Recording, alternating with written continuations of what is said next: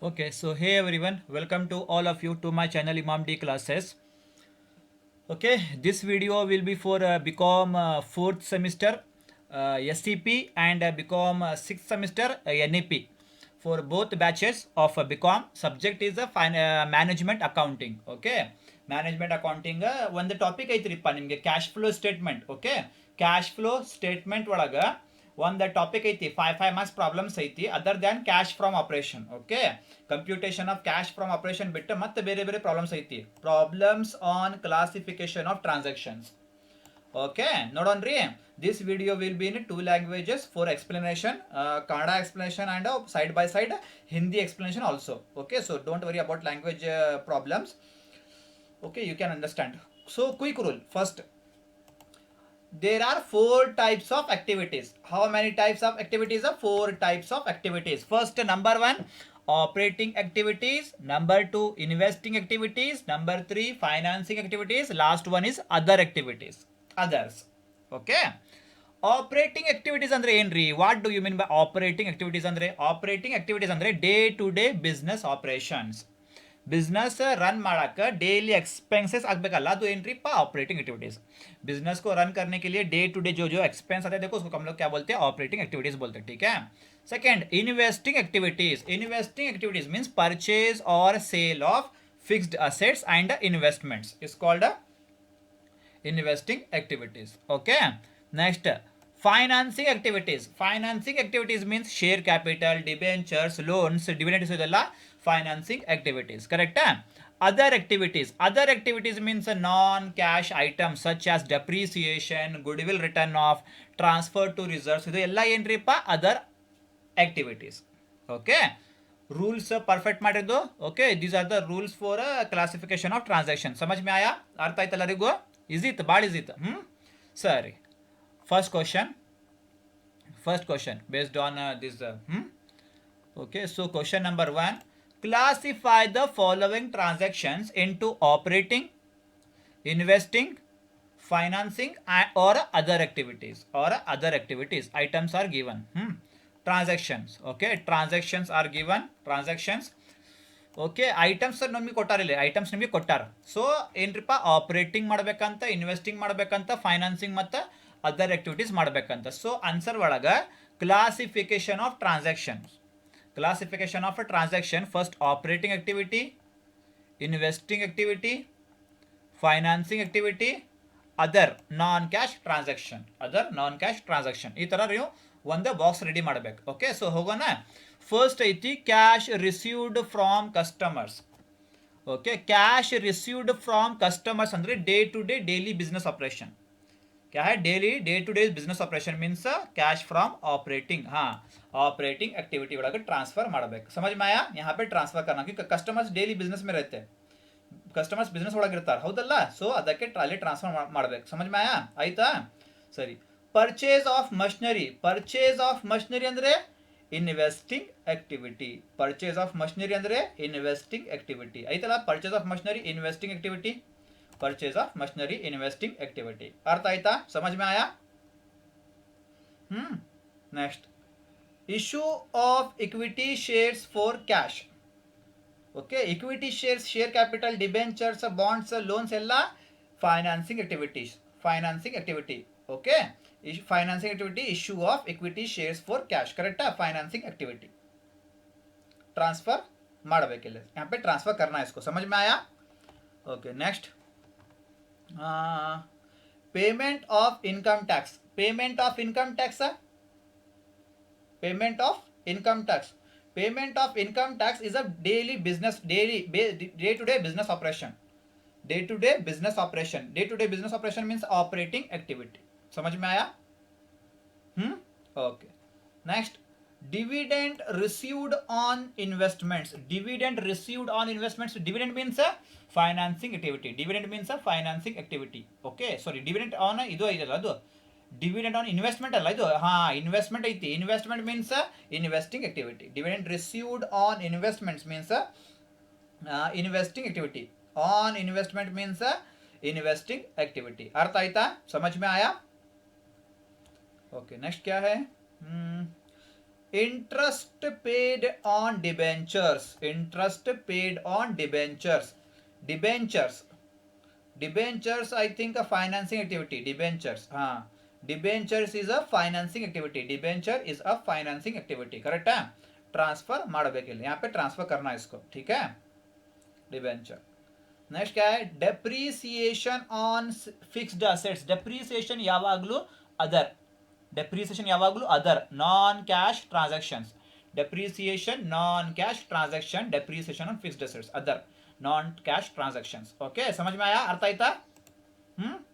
Next, sale of land, sale of land, purchase of fixed asset, sale of fixed asset, investing activity, purchase of fixed asset, sale of fixed assets, investing activity, अर्थ आयता, समझ में आया। सिर्फ transaction को सिर्फ classify करने का, यही तुम्हारा आंसर खत्म, जस्ट बरे ट्रांसफर ಮಾಡ್ಕೋಬೇಕಷ್ಟ। ओके, मुगीत। ओके, दिस क्वेश्चन इज मुगीत, खत्म आय, ओके, खत्म हुआ। Okay, I will send this PDF in WhatsApp group. Okay, ಮುಗೀತ, ಇಷ್ಟ ಮಾಡಬೇಕು, ಜಾಸ್ತಿ ಏನಿಲ್ಲ। ಇದು ಕ್ವಶನ್ ನಿಮ್ದು, ಇದು ನಿಮ್ದು ಕ್ವಶನ್, ಇದು ನಿಮ್ದು ಸೊಲ್ಯೂಷನ್, ಕ್ಲಾಸಿಫಿಕೇಶನ್ ಆಫ್ ಟ್ರಾನ್ಸಾಕ್ಷನ್, ಆಯ್ತಾ ಸರ್। ಕ್ವಶನ್ ನಂಬರ್ 2 ನೋಡೋಣ। ಕ್ವಶನ್ ನಂಬರ್ 2 ಏನೈತಿ, question number 2, classify the following transactions under operating, investing, financing or other activities, correct? So transactions given, okay, answer ಇಲ್ಲಿ ನೋಡ್ರಿಪ್ಪ, classification of transactions, operating activity, investing activity, financing activity, other non cash transaction, correct? ಬರ್ರಿಪ್ಪ first ನೋಡೋಣ। First ಏನೈತಿ, payment to suppliers, suppliers ಅಂದರೆ day to day business operation, supplier means a day-to-day business operation, means a operating activity, suppliers, customers, debtors, ಇದೆಲ್ಲ operating activity, ठीक है। second, sale of machinery, sale of machinery means a investing activity, sale of machinery means a investing activity, correct? next, redemption of preference shares, redemption of preference shares, ಎಲ್ಲ shares financing activity, all shares financing activity, redemption of preference shares financing activity, ಕರೆಕ್ಟಾ? Next transfer ಆಯ್ತಾ? Next ಏನೈತಿ, wages paid to workers, workers ಎಲ್ಲಿರ್ತೈತಿ, workers operating activity, workers operating activity, so wages paid to workers operating activity, ಕರೆಕ್ಟಾ? Next, purchase of investments, investment means investing activity, investment means investing activity, purchase of investments investing activity, correct है, ठीक है। इसके बाद में bank loan paid, bank loan means financing activity, bank loan means financing activity, bank loan means financing activity, correct है। Next, goodwill written off, goodwill written off depreciation, ಇದೆಲ್ಲ non cash transaction, other transaction, so goodwill written off non cash transaction means other transaction, correct है, समझ में आया। Next, interest received on investments, investments means investing activity, investments means investing activity, investment means investing activity, correct? Transfer, okay, ಮುಗಿತ ಎಲ್ಲ question, ಪೂರಾ question ಮುಗಿತಾ, just ಇಷ್ಟು ಮಾಡಿ ಮುಗಿಸ್ಬೇಕು, operating, investing, financing, other, done. Question number 2 is over, question number 2 solution, okay, done ಆಯ್ತಲ್ಲ, ಸರಿ। Next, cash from investing activities, question ಹೆಂಗೆ ಕೇಳಬಹುದು, 5 marks, okay, 5 marks cash from investing activities हैंग केळಬಹುದು क्वेश्चन, ओके, कैसे पूछता 5 मार्क्स का कैश फ्रॉम इन्वेस्टिंग एक्टिविटीज, ठीक है, देखेंगे question. Question number 1, cash flow from investing activities, from the following information calculate cash flow from investing activities, purchase of machinery 2 lakh, sale of machinery 80,000, purchase of investments at 1,20,000, interest received on investments at 20,000, sale of land 1,50,000. So simple. Cash flow from investing activities, particulars amount rupees. First sale ಆಮೇಲೆ purchase, first sale ಎಲ್ಲ ಆಮೇಲೆ purchase, first sale ತಗೋರಿ, sale of fixed assets less purchase of fixed assets, simple, sale of fixed assets सबसे पहले लो, purchase of fixed assets बाद में लो, ठीक है। तो देखेंगे सेल, हाँ, sale of machinery rupees 80,000, sale of machinery rupees 80,000, correct है।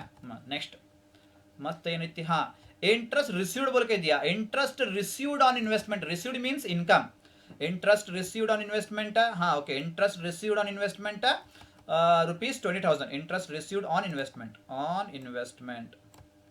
Interest received on investment, okay, interest received on investment 20,000, समझ में आया कैसे लिए बोल के हुआ income. Next again cell of land rupees 1,50,000, correct है, ऑल सेल मुगीता, सभी सेल खत्म हो गया, रिसीव्ड का मतलब इनकम, इंटरेस्ट पेड का मतलब एक्सपेंस, ठीक है आयता। सರಿ total ಮಾಡಿರಪ್ಪ 80,000 plus 20,000 plus 1,50,000 2,50,000 total inflows, correct, total inflows. Next less purchase of machinery, less ಮಾಡ್ಕೋಬೇಕು, less purchase of machinery 2 lakh ಆಯ್ತಾ, ಮತ್ತೆ ಹಾ purchase of investments rupees 1,20,000, purchase of investment rupees 1,20,000, ಮತ್ತೆ ಐತಿ, ಮತ್ತೆ ಏನು ಪರ್ಚೇಸ್ ಐತಿ, ಮತ್ತೆ ಯಾವುದು ಪರ್ಚೇಸ್ ಇಲ್ಲ, ಓಕೆ ಇಲ್ಲಲ್ಲ, ಸೊ ಬಿಡ್ರಿಪ್ಪ 2,50,000, take your calcis 2,50,000 minus 2 lakh minus 1,20,000, sorry ಬರೀ ಇದು ಮಾಡ್ರಿ ಸಾಕು, ಟೋಟಲ್ ಔಟ್ಫ್ಲೋಸ್ ಮಾಡ್ರಿ, ಟೇಕ್ ಯುವರ್ ಕ್ಯಾಲ್ಸಿಸ್, ಹಾಂ 2 lakh plus 2 lakh plus 1,20,000 3,20,000, so bracket 3,20,000, bracket means minus 3,20,000 total outflows, ಕರೆಕ್ಟಾ. ಈಗ ಏನು ಮಾಡ್ರಿಪ್ಪ, total inflows 2,50,000 minus total outflows 3,20,000, in your calci answer ಎಷ್ಟು ಬಂತ್ರಿಪ್ಪ, minus 70,000 ಬಂತು, ಎಷ್ಟು ಬಂತು ಆನ್ಸರ್, minus 70,000 ಆನ್ಸರ್ ಬಂತು. ಇದು net cash from investing activities, net ಇಲ್ಲಾಂದ್ರೆ cash flow from investing activities minus 70,000, आयता, अर्थ आयता, जो समझ में आया, बहुत सिंपल था नहीं है, बहुत सिंपल था। देखो इसको ये मतलब परचेस किस में, माइनस में, ब्रैकेट का मतलब minus 2 lakh minus 1,20,000 minus 3,20,000, so total inflows minus total outflows, you will get minus 70,000, minus means bracket, cash flow from investing activities, समझ में आया नहीं, okay, this is also for 5 marks question, अर्थ आयता, cash from investing activities, okay, भाಳ easy थे question, ಇದು बहुत ಈಸಿ था क्वेश्चन, ठीक है. After this next second question, same cash from investing activities base ಮೇಲೆ, from the following information calculate cash flow from investing activities, correct है. Sale of building ಐತಿ, purchase of plant, purchase of furniture, dividend received ಅಂತ ಐತಿ, received means income, sale of investment, simple. Cash flow from investing activities, particulars rupees amount, sale एल्ला add, purchase एल्ला less, sale को सभी add करना, purchase को minus करना. Sale of building 3 lakh add ಮಾಡ್ಕೋಬೇಕು, ಕರೆಕ್ಟಾ. ಮತ್ತೆ ಸೇಲ್, ಹಾಂ ಡಿವಿಡೆಂಟ್ ರಿಸೀವ್ಡ್ ಅಂತ ಐತಿ, dividend received means income, so dividend also add 30,000. Sale of investments also 1,20,000, ಕರೆಕ್ಟಾ. ಸೇಲ್ ಎಲ್ಲ ಮುಗಿತಾ, ಸೊ ಟೋಟಲ್ ಮಾಡಿರಿ 3 lakh plus 130 plus 1,20,000 4,50,000, total inflows 4,50,000, ಕರೆಕ್ಟಾ. ಪರ್ಚೇಸ್ ಎಲ್ಲ less, purchase of plant 2,50,000 less purchase of plant minus 2,50,000, ಮತ್ತು purchase of furniture minus 50,000, purchase of furniture minus 50,000, so minus 2,50,000 minus 50,000, total outflows minus 3 lakh, minus 3 lakh. Next, total inflows 4,50,000 minus total outflows minus 3 lakh, answer positive bant, 1,50,000 net cash from investing activities, ठीक है. बहुत simple था ये, ठीक है. ऐसे इसको solve करते हैं. Hope you guys understood. This question is also for 5 marks. Cash from investing activities. Done. Next, cash from financing activities. Okay, financing activities ಮೇಲೆ ಹೆಂಗೆ ಕ್ವಶನ್ ಕೇಳಬಹುದು ಅಂತ. Question number 1, cash flow from financing activities. Okay, from the following information calculate cash flow from financing activities. Issue of equity shares, proceeds from long-term loan, redemption of preference shares, interest paid on debentures, dividend paid. So question, simple question. Cash flow from financing activities, particulars rupees. Inflows add, outflows minus. Inflows add, outflows minus. Issue of equity shares means inflow. Issue of equity shares. Issue of equity shares means inflow. Issue of equity shares means inflow 4 lakh. ಮತ್ತೇನೈತಿ proceeds from long proceeds from ಐತಲ್ಲ proceeds from long term loan. Proceeds from long term loan means cash coming. Proceeds from long term loan का मतलब क्या बोलो, cash coming. Cash coming means income. Proceeds from long term loan. Proceeds from long term loan. Proceeds from long term loan. Long term loan ಎಷ್ಟು ಐತಿ 2 lakh ಐತಿ. Okay, फिर क्या है ಮತ್ತೇನೈತಿ, ಇಂಟ್ರೆಸ್ಟ್ ಪೇಡ್ ಅಂತ ಐತಿಲ್ಲ, ಪೇಡ್ ಅಂತ ಐತಿ, ಪೇಡ್ ಅಂತ ಬರಂಗಿಲ್ಲ. ಓಕೆ, ಡಿವಿಡೆಂಡ್ ಪೇಡ್ ಅಂತ ಐತಿ, ಬರಂಗಿಲ್ಲ. ಓಕೆ, ಎರಡು ಐಟಮ್ ಬರೀ 4 lakh plus 2 lakh, total inflows 6 lakh. Okay, next redemption of preferential. Redemption means payment. Redemption means a payment. Payment means a minus. Less redemption of preference share minus 1,50,000. समझ में आया? समझ में आया? Next, interest paid on debentures. Paid means expense. Less interest paid on debentures minus 30,000. Correct? Next, dividend paid ಅಂತ ಐತಿ. Paid means expense. Less dividend paid minus 20,000. Correct? So total ಮಾಡ್ರಿಪ್ಪ ಇದು minus 1,50,000 minus 30 minus 20. Total ಸೇರಿಸಿ minus 2 lakh. Total ಸೇರಿಸಿ minus 2 lakh. Total outflows. Total outflows. Now total inflows 6 lakh minus total outflows 2 lakh. Answer is a 4 lakh. Difference amount is a 4 lakh. So net cash from financing activities. अर्थ आई तैयारिगो? समझ में आया? बहुत simple question था, बहुत simple question. समझ में आना है? ठीक है, बहुत easy. Take the screenshot of this question. Cash from financing activities. This is the solution part. After this, I think last question. Question number 2. Cash flow from same financing activities. From the following information, calculate cash flow from financing activities.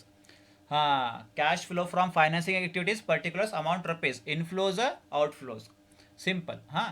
Issue of debentures. Issue means inflow. Issue means inflow. Issue of debentures 3 lakh.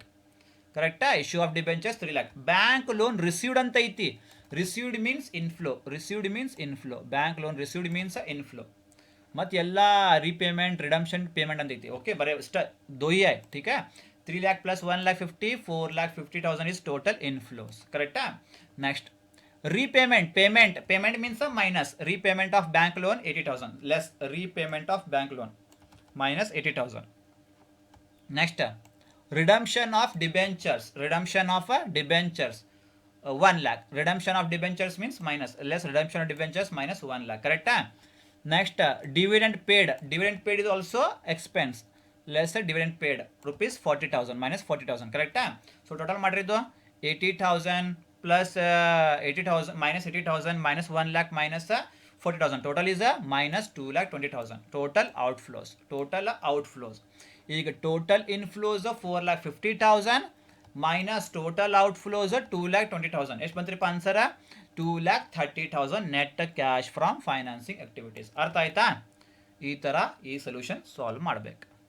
Okay, ಭಾಳ simple problems for 5 marks. Easy ಇತ್ತಲ್ಲ ಭಾಳ? ठीक है, you may take the screenshot as well, or I will provide this PDF in a Telegram, in a WhatsApp group. Thank you all of you for watching this video, and please do subscribe, comment, like and share my channel to your friends, classmates and relatives. Thank you all of you.